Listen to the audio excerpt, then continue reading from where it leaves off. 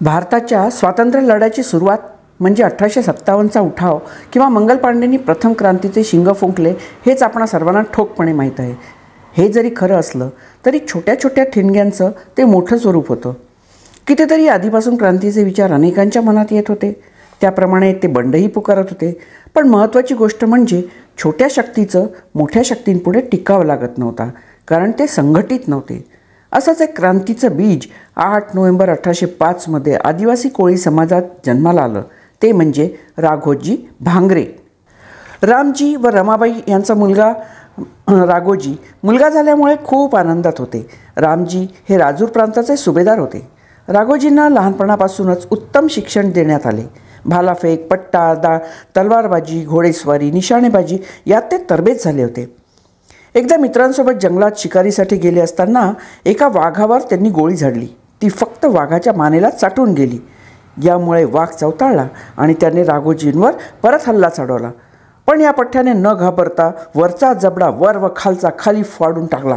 रक्ताच्या थारोळ्यात पडलेला वाघ बघून अनेकांना धडकी भरली. पूर्ण परिसरात राघोजींचे कौतुक होऊ लागले.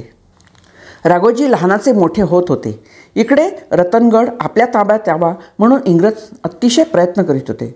कारण 1821 रामजींनी सर्व आदिवासींना संघटित करून इंग्रजांविरुद्ध बंड पुकारले होते. रामजींनी पराक्रमाची पराकाष्ठा केली, पण इंग्रजांच्या सशस्त्र 7,000 सैनिकांच्या पुढे केवळ 500 लढवय्ये घेऊन लढणाऱ्या रामजींचा टिकाव लागला नाही. शेवटी रामजी व त्यांचे सहकारी यांना पकडून अंदमानला काळ्या पाण्याची शिक्षा ठोठावण्यात आली. आपल्या वडिलांचे राजूरचे पद जाऊन त्यांना अशी क्रूर शिक्षा देण्यात आली. यामुळे राघोजी संतापलेच होते. एकदा कोकणात मोठा दरोडा पडला आणि राघोजींचा त्यात हात होता असा खोटा आरोप त्यांच्यावर करण्यात आला. आपल्यावरील खोट्या आरोपाचा जाब विचारासाठी राघोजी ताबडतोब पोलीस स्टेशनला गेले. तिथे असलेल्या अधिकाऱ्याशी त्यांची झटापट झाली. तेथील अधिकाऱ्याच्या मुजोरीमुळे आणि त्याच्या बेजबाबदार वर्तनाचा राग येऊन राघोजींनी त्याचा गळा आवळला. वाघाला ठार मारण्याची ताकद असलेल्या राघोजींनी त्या पोलीस अधिकाऱ्याला क्षणातच संपवला. तेथील काडतुसे बंदुका घेऊन तेथून पळ काढला. पोलीस स्टेशनला बघायला कोणी थांबलंच नव्हतं, कारण सगळे अधिकारी पोलीस सगळे ताबडतोब पळून गेले होते. अनेक शूर साथीदार सोबत होतेच. त्यांच्या या संघर्षात सामील व्हायला अनेक जण पुढे आले.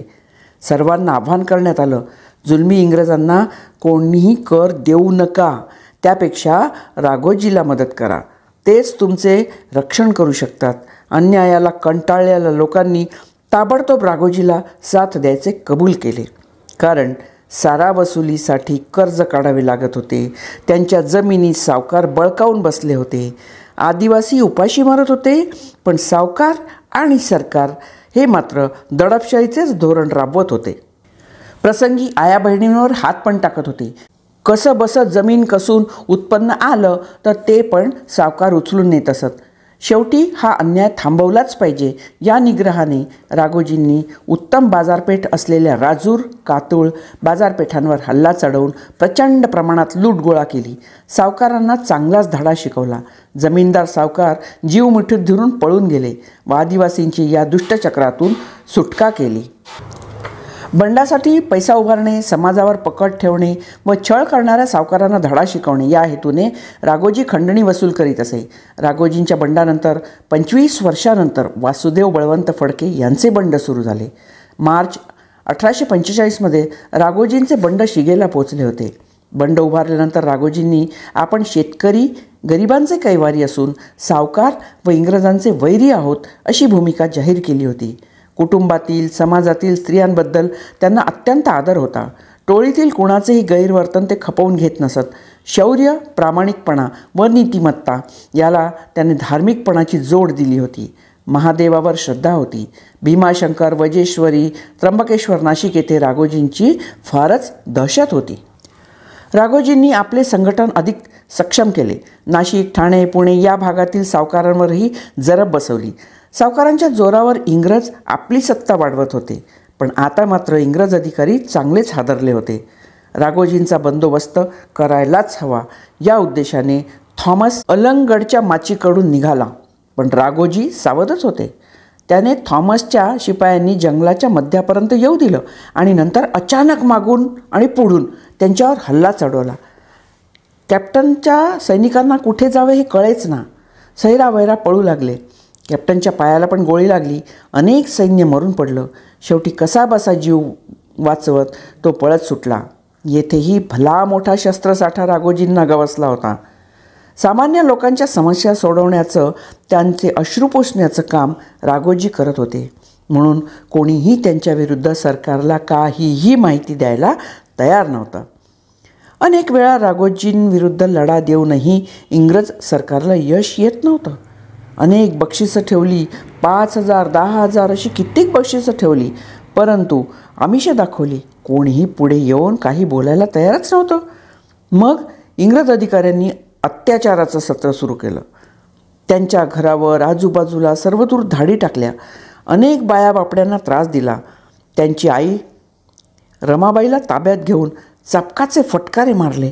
पण त्या वीरमातेने इंग्रजांनाच खडे बोल सुनावले. राघोजींचा खास मित्र बुधा याला इंग्रजांनी मोठे आमिष दाखवले. चल तू राघोजींचा ठिकाणा सांग, तुला आम्ही मोठी रक्कम देतो.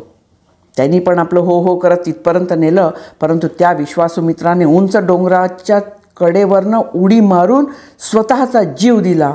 पण राघोजीबद्दल एक अवाक्षरही सांगितलं नाही. बघा, ही खरी राष्ट्रनिष्ठा, ही खरी मैत्री.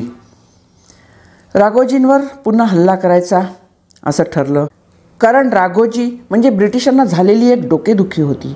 पण आता करायचं कसं? कॅप्टन गिल एक मोठी फौज घेऊन निघाला. त्याला माहिती मिळालीच होती की भीमाशंकरच्या मंदिरामध्ये आतमध्ये हा लपून बसला आहे. मग काय, मिळालेल्या माहितीनुसार भीमाशंकर मंदिराला त्यांनी बाहेरून वेढा दिला आणि बसून राहिले. पण राघोजींचे गुप्तहेर खातं त्यांच्यापेक्षा जास्ती सजग होतं. त्यांनी बरोबर येऊन माहिती दिलेली होती की असा गिल निघाला आहे आणि तो आपल्याला वेढ्यात पकडणार आहे. पण काय, राघोजी सजग होते.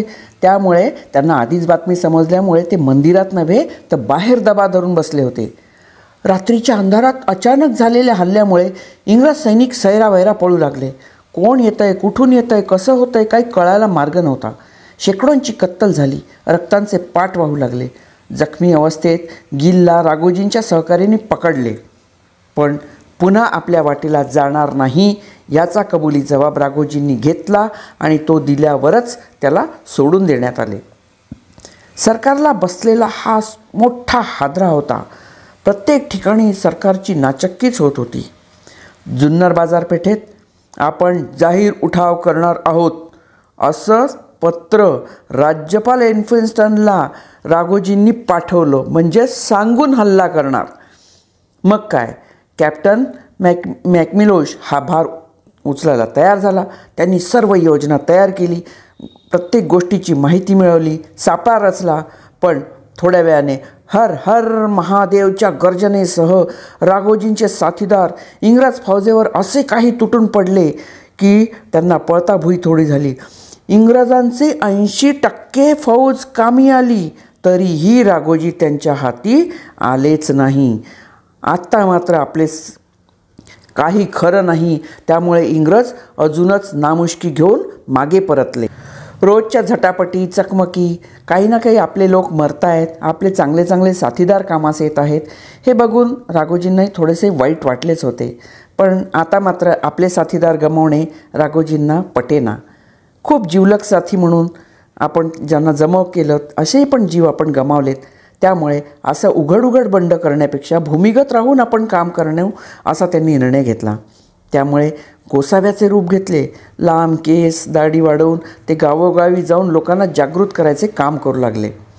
विठ्ठलाच्या दर्शनासाठी चंद्रभागेत स्नान करून राघोजी असेच एकदा रांगेत उभे होते. त्यांचं लक्ष नाही, पण पोलिसांच्या नजरेतून मात्र ते सुटलं नाही, कारण प्रत्येक ठिकाणी त्यांना राघोजीच दिसत होते. पोलिसांनी लगेचच कॅप्टन गिलला निरोप देऊन सांगितलं आणि एक मोठी पोलिसांची तुकडी घेऊन कॅप्टन गिल मंदिरात पोहोचला. चारीकडून वेढा घालून निशस्त्र राघोजीला अलगद पकडला.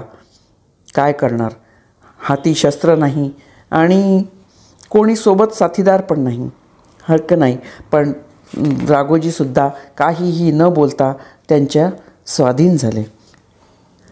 साखळदंडाने करकचून बांधून राघोजींना ठाण्याच्या कारागृहात नेण्यात आले. कोणताही वकील देखील करू दिला नाही की त्यांचे म्हणणे देखील ऐकून घेतले नाही. कोणताही विचार न करता न्यायालयाने एकतर्फी फाशीची शिक्षा राघोजींना ठोठावली. राघोजींनी आपली शेवटची इच्छा म्हणून फाशी देण्यापेक्षा मला तलवारीने किंवा बंदुकीने मारून वीर पुरुषासारखे मरण द्या असे सांगितले. पण त्यांची कोणतीही इच्छा पूर्ण न करता या सह्याद्रीच्या वाघाला 2 मे 1848 रोजी ठाणे येथे फाशी देण्यात आली. या निधड्या छातीच्या सह्याद्रीच्या वाघ, इतिहास ज्याला विसरला असा आदिवासी स्वातंत्र्य सैनिक, आद्य क्रांतिकारक शहीद राघोजी भांगरे यांना आमचा मानाचा मुजरा.